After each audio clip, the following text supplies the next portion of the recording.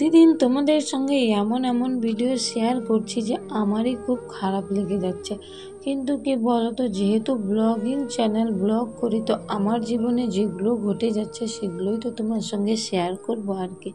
তো সকাল থেকে ভিডিওটা খুব হাসি খুশি মাইন্ডেই শুরু করেছিলাম, তখনও জানতাম না যে এত কিছু হয়ে যাবে।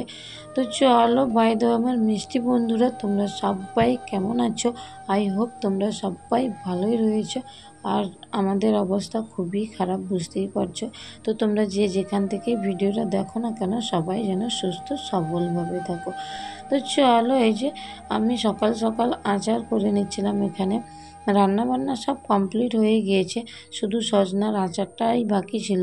হঠাৎ করে মা ফোন করে বলল আর কি, দিদি ফোন করাতে বলল যে সৃজিতা আসছে, মানে আমার ছোট মামার মেয়ে, দেখতেই পেলে। তো মা গিয়েছিল দিদাকে দেখতে, দিদার শরীর খারাপের জন্য। তো সেখানে গিয়েছিল, আর সেই সময়ই আমার ছোট মামার মেয়ে, মানে আমার বোন, প্রচণ্ড জেদ করছিল আমাদের এখানে আসার জন্য। সেই জন্য বোনকে দেওয়ার জন্য এক প্রকার মা আমাদের এখানে এসেছিল। কারণ মা তো এর 2-1 দিন আগেই ঘুরে গিয়েছে, সেই জন্য আর আসতে চায়নি, ওদিক দিয়ে বাড়ি চলে যেত। কারণ বললাম যে মা আমাদের বাড়িতে ভীষণ কাজ চলছে এখন, ঘরের কাজ চলছে, আবার মাঠে ধান পেকে গিয়েছে, সেই জন্য। তো চলো, তোমাদের সাথে সাথে সঙ্গে সঙ্গে সব কিছু শেয়ার করব, ভিডিওটা কন্টিনিউ করো। আর এই যে বোন আস্তে আস্তেই লেগে পড়েছে লুচি ভাজার জন্য।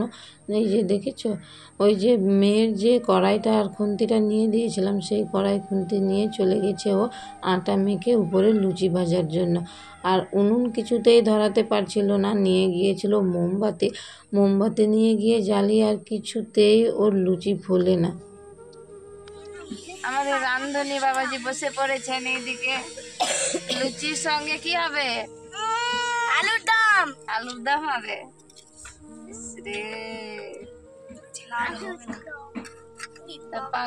পাগলির লুচি পাগলার মতো।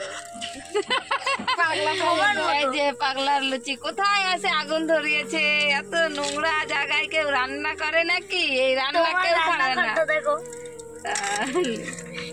কাঠের গুঁড়াতে দিয়ে দিচ্ছে, ওটাও রান্না হয়ে যাচ্ছে। নোংরা হবে না, খাতেও হবে না, শুধু রান্না টাইম পাস নিয়ে উঠলাম। যে কত সদস্য দাঁড়িয়ে আছে এইদিকে। কে কে লুচি খাবে? হাত তুলো। বাবা, সবাই খাবে। এই যে এইদিকে আছে,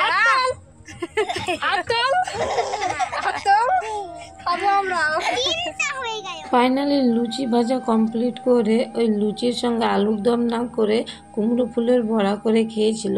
তো তারপরে আমি বললাম যে যাও পার্কে, আমারও যাওয়ার কথা ছিল, কিন্তু এখান থেকে হয়েছিল বেশি প্রবলেম। কারণ মায়ের শরীরটা এত খারাপ হয়ে গিয়েছিল, বারবার করে দেখেছো কেমনভাবে বসে রয়েছে, কোনো মতো শুধু উঠে এসে ডাইনিংয়ে বসেছে। এখন সন্ধেবেলা এই যে আমি বাবুকে খাওয়াচ্ছিলাম, অমিকে, কারণ ও ঘুমোবে সেই জন্য। আর এখান থেকে প্রবলেম শুরু হওয়া হয়েছে। আর আমি যেহেতু একাই থাকি, বুঝতেই পারছো, এত ভয় লাগছিল কি করব না করব। তখন সেই পাশে দাদাকে ফোন করাতে বলল যে স্যালাইন নেওয়ার জন্য। তো কিছুতেই মা আর হাঁটা চলাটাও ঠিকঠাক করতে পারছিল না। আর এত হাতের পায়ের ব্যথা ওর, মানে বারবার করে টিপে দিচ্ছি, চাপে দেওয়া সত্ত্বেও, মানে চেপে শুধু পা হাতগুলো চেপে একটু দূরে যাচ্ছি না, আবার সেই একই। মানে দেখে ভীষণ খারাপ লাগছিল যে আমি একা কী করব হঠাৎ করে। তো সেই জন্য যে পেঁপে রান্না করছিলাম মায়ের জন্য, শুধু পেঁপে আর ভাত করেছিলাম। পাশের যে দাদা, ও ডাক্তারের দোকানে কাজ করে, তো ও সব কিছু যেহেতু জানে, সেই জন্য দাদাকেই ফোন করাতে বললো যে পেঁপে রান্না করো। আর ডাক্তারকে বলা আছে কখন আসবে এখন। তো এই সুযোগে ভাবলাম, যেহেতু মায়ের পাগুলো আবার তেল দিয়ে দিয়েছি, তো দেওয়ার পরে ভাবলাম যে যেহেতু ডাক্তার আসছে না, লেট হচ্ছে, রান্নাবান্নাও কমপ্লিট হয়ে গিয়েছে, তো দিনে আমি একটুকু সময় পাই না ঘরগুলো পরিষ্কার করার। মানে বুঝতেই পারছো, আমি পাপা সবসময় পায়ে পায়ে হয়ে বেড়ায়, আর ওকে নিয়ে কোনো কাজই করতে পারি না। তো দেখলাম ভাগ্নের এখানে শেলফটা, মানে ভাগ্নি যেখানে ঘুমোয় সেখানের এই যে বুক শেলফটাতে এত নোংরা হয়েছে, সেই জন্য ভাবলাম এটা এখন পরিষ্কার করে নিই। মা যেহেতু এখন ঘুমিয়ে রয়েছে, তো সেই জন্যই পরিষ্কার করতে লেগে পড়েছি। তো কখন আসবে সেই 7টা সাড়ে 7টার দিকে আসার কথা রয়েছে। তো এখন দেখি কখন আসে না আসে, তখন থেকে ওয়েট করে থাকতে হবে। আর মাঝে এমন জ্বর চলে এসেছিল, জ্বর মেপে দেখি মায়ের 102 জ্বর উঠে গিয়েছে। ভীষণ খারাপ লাগছিল, ভীষণ যে লোকটা আসা থেকে শান্তি পাচ্ছে না, এত বার করে বাথরুম যেতে হচ্ছে দেখে ভীষণ কষ্ট হচ্ছিল আমার। মানে সারাদিনে যে কতবার হয়ে গিয়েছে। আর এই যে আমি এখানে পরিষ্কার করার ভিডিও করছি, আর বোন এখানে সামনে এসে জিনিস দেখাচ্ছে, কি দেখো। তো সেটাই চিন্তা করছি এখন কি করব, কিছুতেই চিন্তার শেষ হচ্ছে না আমার। বারবার করে সেই দাদাকে ফোন করে বিরক্ত করছিলাম। আর দাদা দোকানে ছিল, তো ভিড়ও ছিল সেখানে। আর বারবার করে সে ফোন করে বলছি কখন আসবা। আমি বুঝতে পারছিলাম না কি করব। মা তো একবার বললো চল হাসপাতালে চলে যাই, কিন্তু হাসপাতালে গেলে যে আমার প্রবলেম হবে, সেই এতটুকু বাচ্চা ছেড়ে আমি কি করে হাসপাতালে গিয়ে মায়ের সঙ্গে থাকতে পারবো, সেটাও একটা প্রবলেম। তো সেই জন্য বলেছি যে বাড়িতেই দেবো। তাহলে বাড়িতে দিলে কি বলো তো, আমি বাড়ি থেকে সবসময় দেখতে পারবো। আর হাসপাতালে দেওয়ার পরে কি করে আমি তখন হাসপাতালে ওকে মাকে একা ছেড়ে দেবো, সেটাও একটা চিন্তার বিষয়। তো সেই জন্য ভীষণ টেনশন হচ্ছিল। আর এই যে ফাইনালি চলে এসেছে এখন দাদা ওরা। তো ওই যে কলিং বেল বাজাতে আমি চলে গেলাম, দেখতেই পেলো খুলতে। তো দাদা ওরা চলে এসেছে, এখন মাকে স্লাইন দিতে হবে। এই যে দেখতে পেয়েছো চলে এসেছে। পিছনেরটা ডাক্তার হয় আর সামনেরটা হলো দাদা, দাদারই বন্ধু ডাক্তারি করে। তো দাদা নিজে স্লাইন দিতে পারে না, সেই জন্য ওর বন্ধুকে ডেকেছে। তো এখন স্লাইন দিয়ে নিতে হবে, কারণ শরীর সুস্থ না থাকলে কিছুই হবে না। আর মা প্রচণ্ড অসুস্থ হয়ে গেছে, প্রচণ্ড কিছুতেই হাঁটা চলাটাই ঠিকঠাক করতে পারছে না, এত খারাপ লাগছিল সত্যি। তো আসার কথা ছিল 7:30টার দিকে, কিন্তু আস্তে আস্তে প্রায় 8:15 মতো বেজে গিয়েছিল। সেই জন্য হচ্ছিল আমার টেনশনটা বেশি, কারণ যত রাত হবে তত টেনশন বেশি হবে, বুঝতেই পারছো। কারণ রাতের বেলা তখন আমি কি করব একা, সেটাই চিন্তা হচ্ছিল সেই জন্য। তো ফাইনালি চলে এসেছে, এখন কোনো চিন্তার কারণ নেই। আর দেখেছো ওই যে স্লাইন দিয়ে দিয়েছে, কিন্তু একটার পর একটা ইঞ্জেকশন দিচ্ছিল, কারণ মায়ের ভীষণ পা হাত ব্যথা হচ্ছিল, পেটের ব্যথা হচ্ছিল। আর বুঝতেই পারছো যে ব্যথায় কিছু ভালোও লাগছিল না, আর বারবার শুধু বাথরুমেই যাচ্ছিল। তো সেই জন্য পরপর ইঞ্জেকশন দিচ্ছিল। কতগুলো ইঞ্জেকশন দিয়েছে জানো, 5টা না 6টা ইঞ্জেকশনই করেছে, স্লাইনের মধ্যে দিয়েই করছিল। তো সত্যি এই ডাক্তার দাদাটা যে এত ভালো, এত সুন্দরভাবে তাড়াতাড়ি এত কিছু করলো না, মা প্রায় সুস্থই হয়ে পড়েছিল। আর এত ঘুম মারছিল, সত্যি পরে খুব ভালো লাগছিল দেখে যে এত তাড়াতাড়ি মা সুস্থ হয়ে যাচ্ছিল। তো এই যে বোন ম্যাগি খাবে, এখানে ভাত খাবে না, সেই জন্য নিজের ম্যাগিও নিজেই করে নিচ্ছে। এখন অনেক বড় হয়ে গেছে ও, তো সেই জন্য আমি ওকে বলাতে ও বললো আমি নিজে করে খাবো।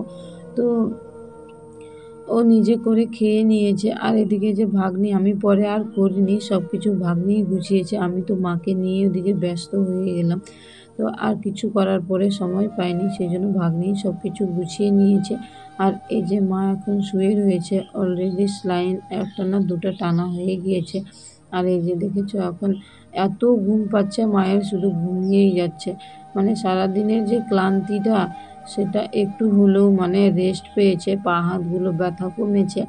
আর বললাম যে অনেকগুলো ইঞ্জেকশন করেছে, তো অনেকটাই শান্তি পেয়েছে। আর আমার শুধু ভীষণ খারাপ লাগছিল, মনে হচ্ছিল যে কেন যে আমার এখানেই এসে মায়ের অসুস্থতা বেড়ে গেল। বুঝতেই পারছো কষ্ট হচ্ছিল দেখে। আর এখন এই যে 11:05 বাজে, সবাই ঘুমিয়ে পড়েছে। এদিকে আমি বাবা দোলনায় ঘুমিয়ে পড়েছে, আর ভাগ্নি ওরা সবাই ঘরে ঘুমিয়ে পড়েছে। তো ফাইনালি এই যে কমপ্লিট হয়ে গিয়েছে এখন মায়ের স্লাইন দেওয়া। এই যে কতগুলো ইঞ্জেকশন দিয়েছে দেখেছো, আর 4টা স্লাইন টেনেছে। এই যে এখানে 3টে রয়েছে, আর এই যে এখানে একটা রয়েছে, 4টা। তো মা এখন প্রায় হাঁটা চলা করতেই পারছে, আর ঘুমিয়ে রয়েছে। এখন ডেকে নেব ভাত খাওয়ার জন্য। আর আমার মন মাইন্ডের অবস্থা দেখো, একদম ভালো লাগছে না, একদম না। আর বেশ কয়েকদিন ধরে আমারও প্রবলেমের জন্য রাতে ঘুম হয়নি। আর আজকে তো মায়ের প্রবলেমের জন্য আরও খারাপ লাগছে। ঘুম জাগাটা কোনো ম্যাটার না, সারা রাত জেগে নেব, তাতে কোনো প্রবলেম নেই, কিন্তু খারাপ লাগছিল ওই ভেবে। তো ডাক্তারকে বলাতে ডাক্তার বললো যে লবণ তেল হলুদ দিয়ে ভাত দিতে, তাই তরকারি দেইনি। আর ভাতটা ছুঁয়ে দেখলাম যে গরমই ছিল, সেই জন্য আর গরম করলাম না, কারণ একটু দেরি করে রান্না করেছিলাম, সেই জন্য গরমই ছিল। তো আমি ভাবলাম মা ভাত খাবে কিনা, কারণ সন্ধ্যে থেকে বলাতে একবারও বলেনি যে ভাত খাবো, বারবার বলছিল যে আমি ভাত খাবোই না।